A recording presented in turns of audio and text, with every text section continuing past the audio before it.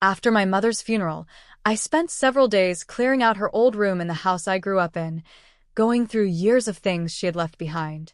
My name is Mallory Stewart, and at 37, I never imagined I would be the one handling everything alone while carrying the weight of losing her.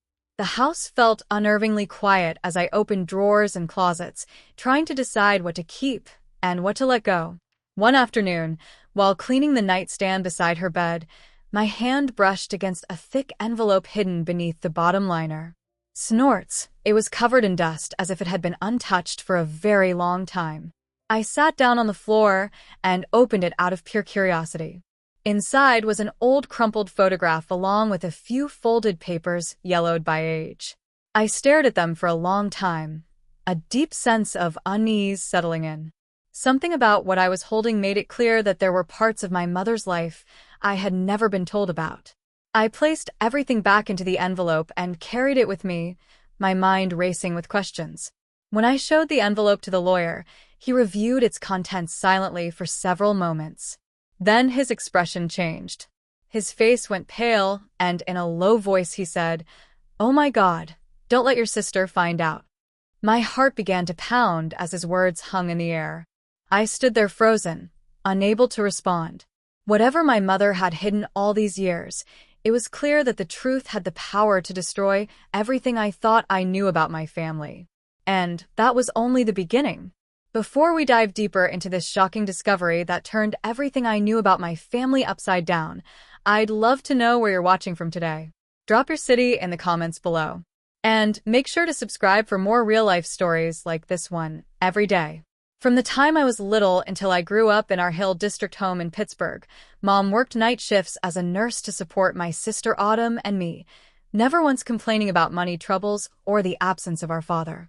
She would come home exhausted in the early morning hours, still manage to prepare simple meals for us before catching a few hours of sleep, then wake up again to help with homework or drive us to appointments. Mom handled all the bills on her modest salary, often skipping things for herself, so we could have school supplies or occasional treats like ice cream after a good report card. She shielded us from any bitterness about the man who left before I was born, choosing instead to focus her energy on making sure we felt secure and loved every single day.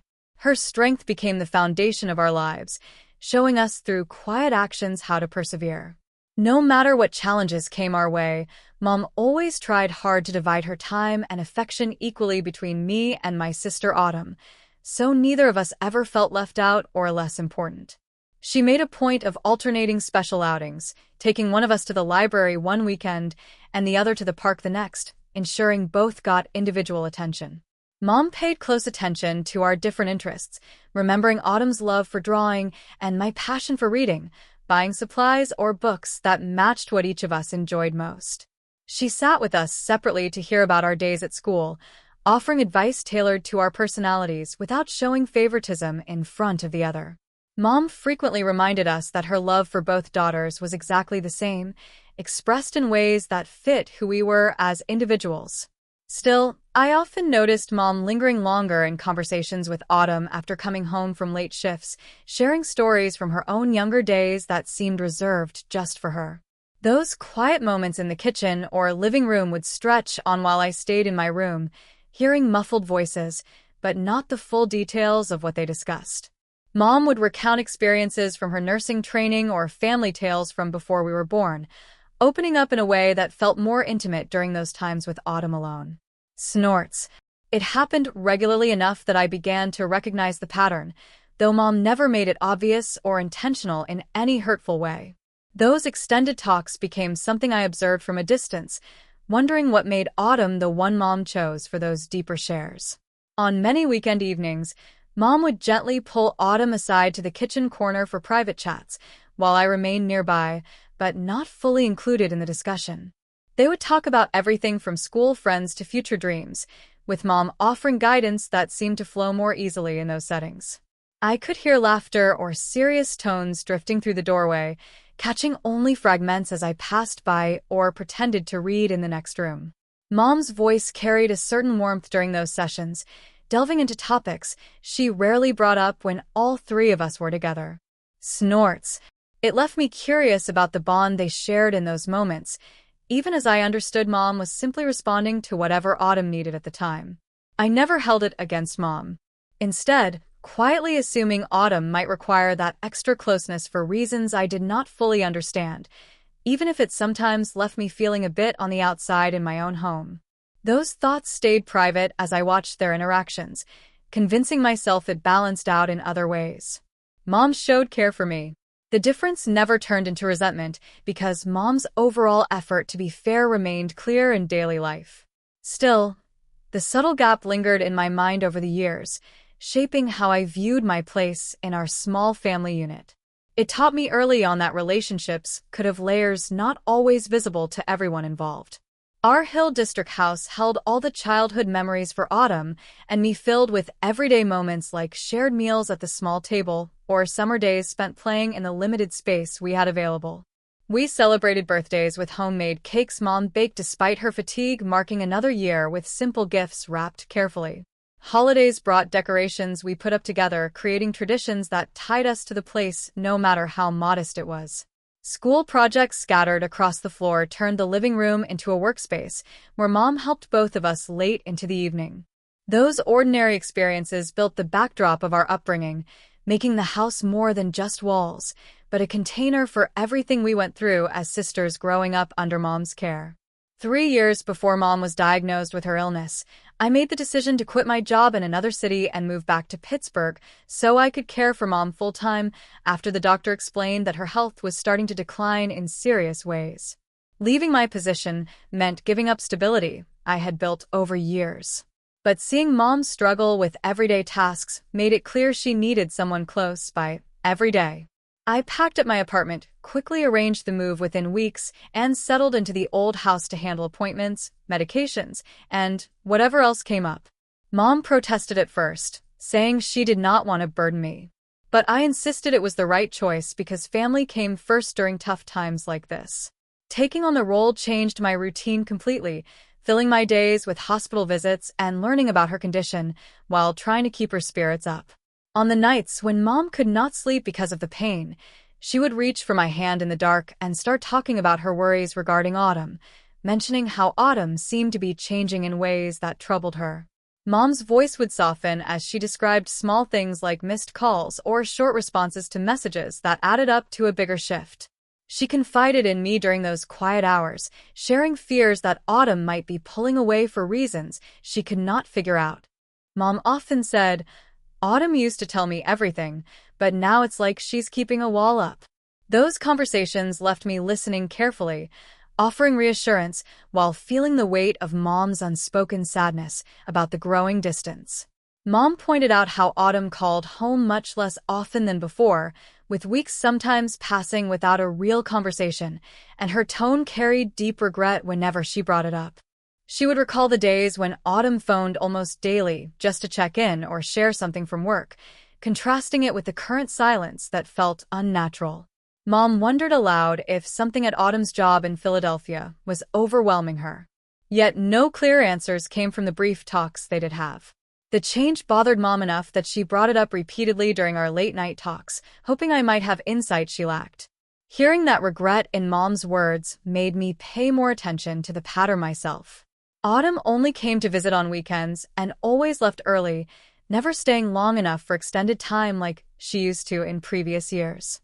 Her arrivals felt rushed, with quick hugs and updates delivered in a hurry before she cited commitments back in Philadelphia as the reason for departing soon.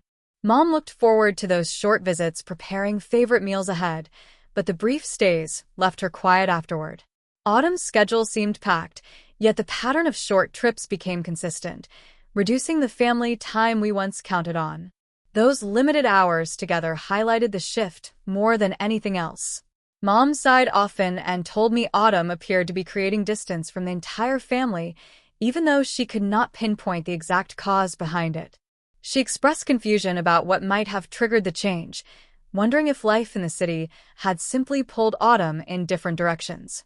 Mom said once, "I just wish Autumn would open up like she used to. It hurts not knowing what's going on with her."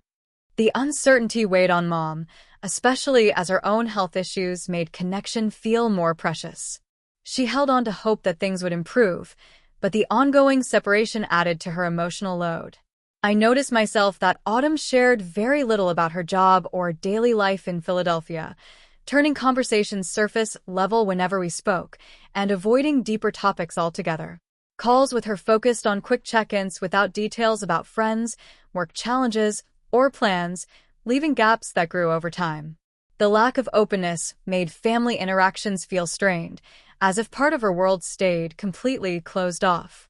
I tried asking gentle questions to draw her out, but responses remained brief and deflected.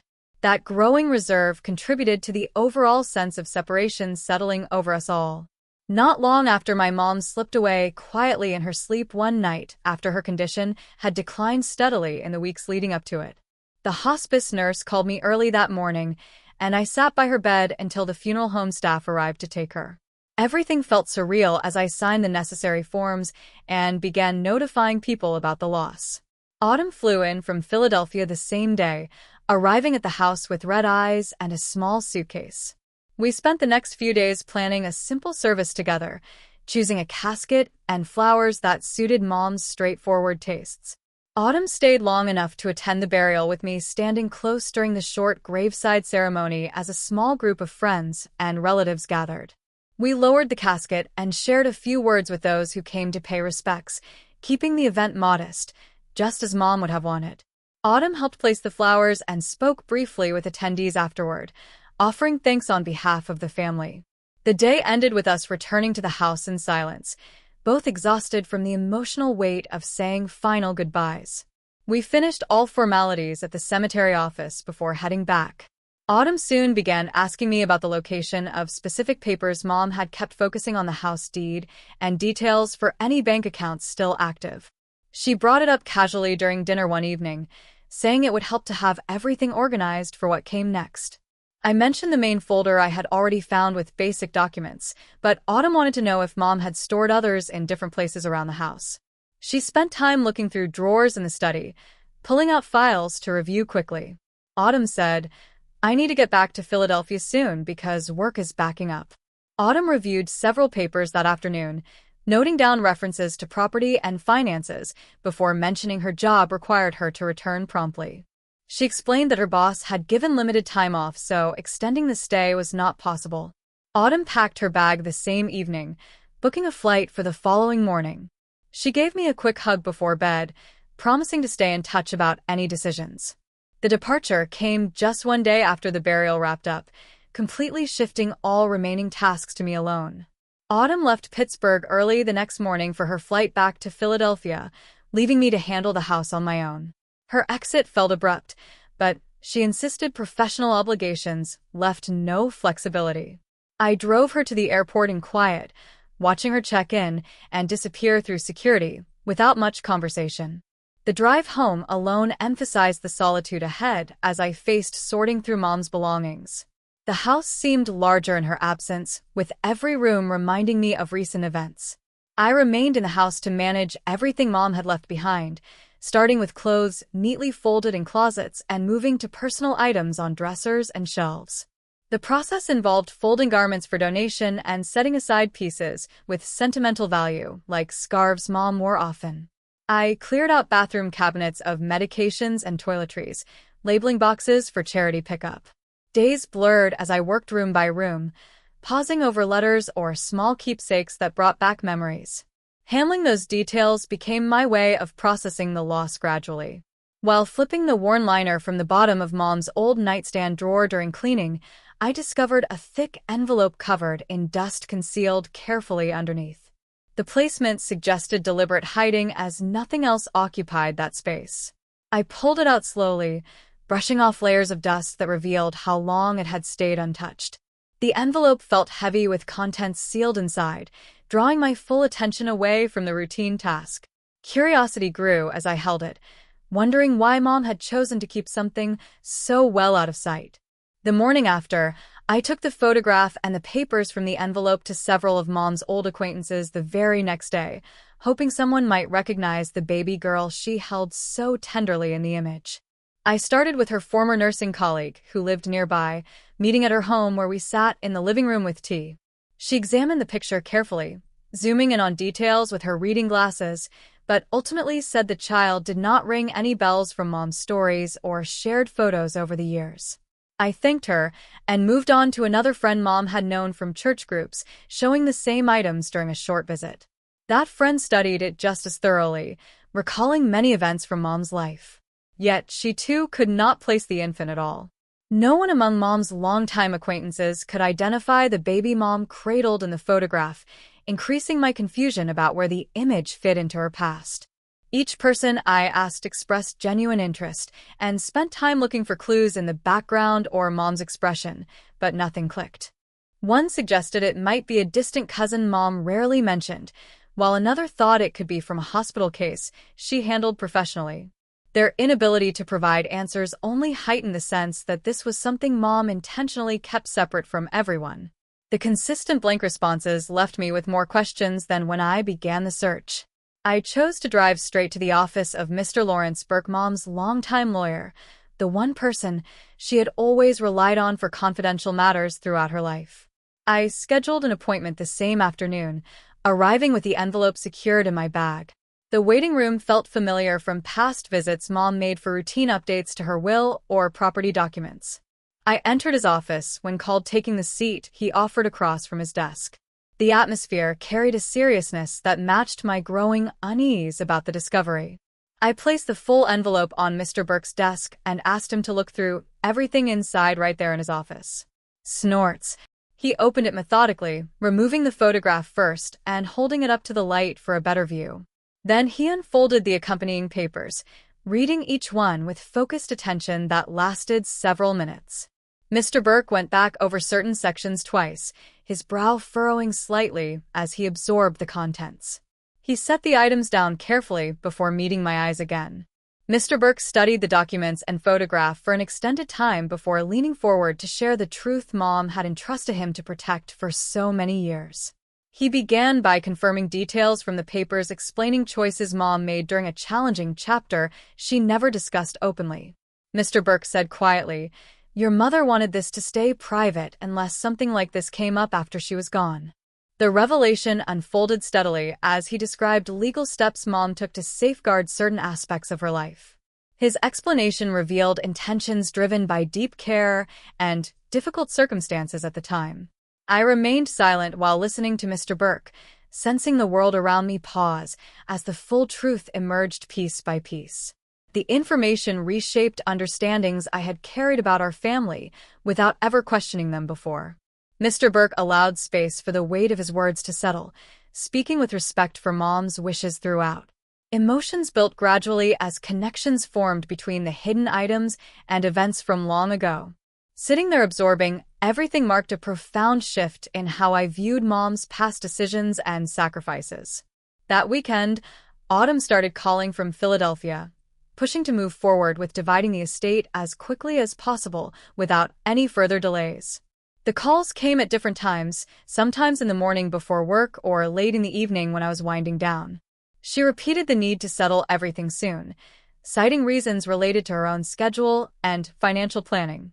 Autumn's messages grew more frequent, filling my phone with notifications that I began to dread answering. The persistence caught me off guard as we had not spoken this often since Mom's passing.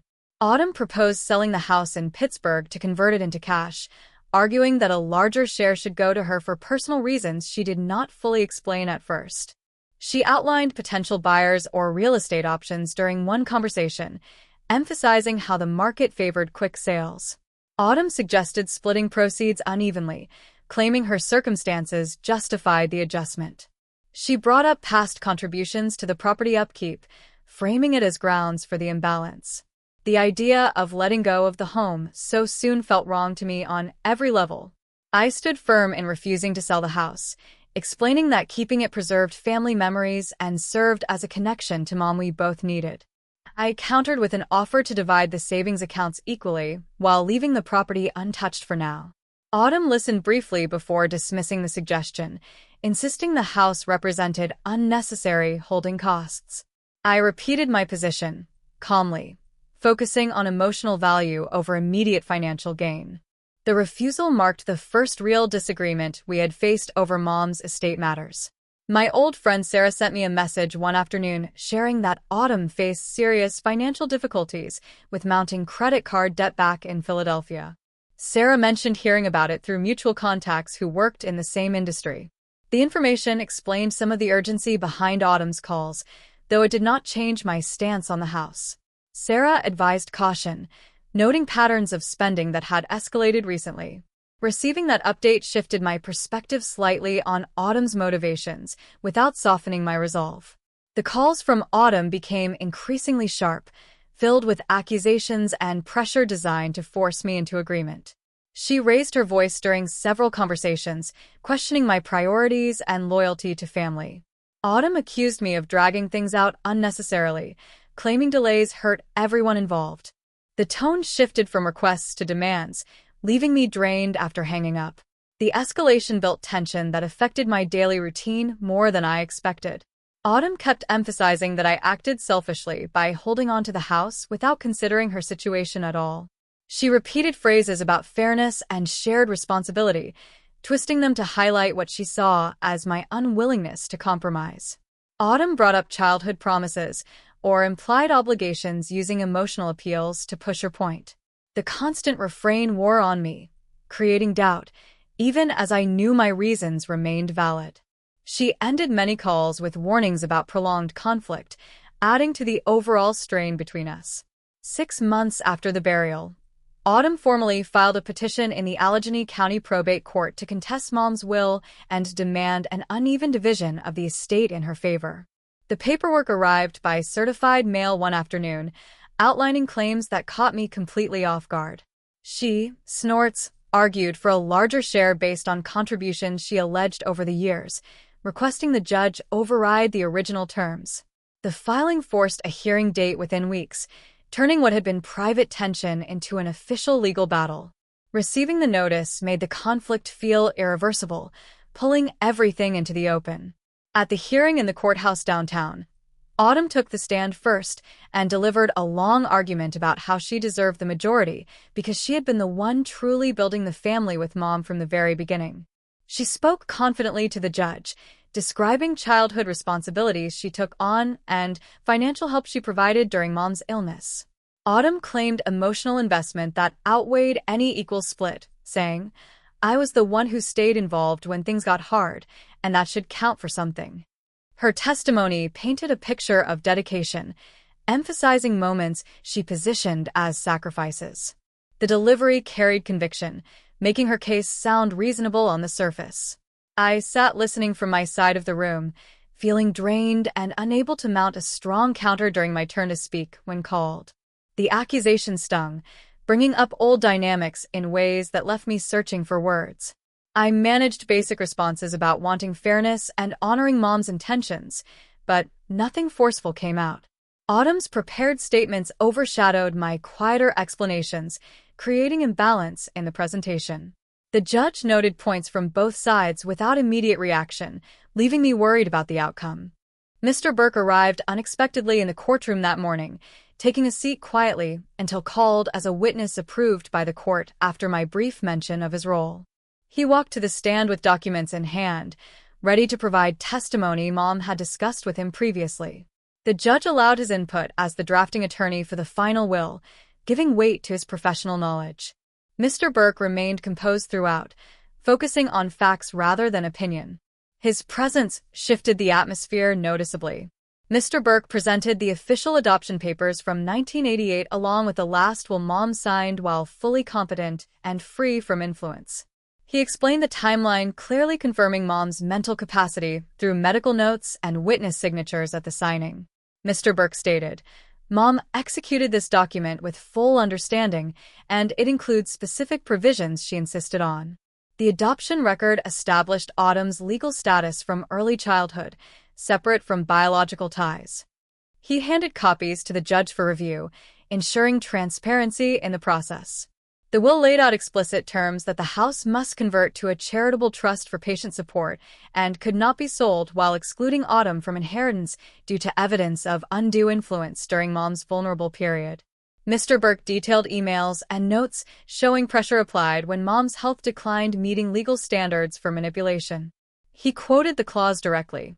Any beneficiary attempting to exert undue influence shall forfeit their share. The provisions reflected Mom's final clear wishes protected against challenges. The revelation landed heavily in the room, changing everything presented earlier. 1 year later, the court completely dismissed Autumn's petition and ordered her to pay all attorney fees along with an additional surcharge for bringing a frivolous challenge without basis. The judge cited clear evidence of Mom's capacity and the no contest clause that triggered forfeit upon contest. Autumn received the ruling in writing shortly after outlining costs that ran into tens of thousands due to prolonged proceedings. She appealed briefly, but dropped it when advisors explained the low chances and rising expenses. The final order closed the case, firmly enforcing Mom's wishes without further alteration. Autumn lost every claim to inheritance under the terms, leaving her with nothing from Mom's estate beyond a few personal items already distributed earlier. She moved out of Philadelphia to an unknown location soon after the decision, numbers and addresses without notice. Contact attempts went unanswered, confirming the complete break she initiated.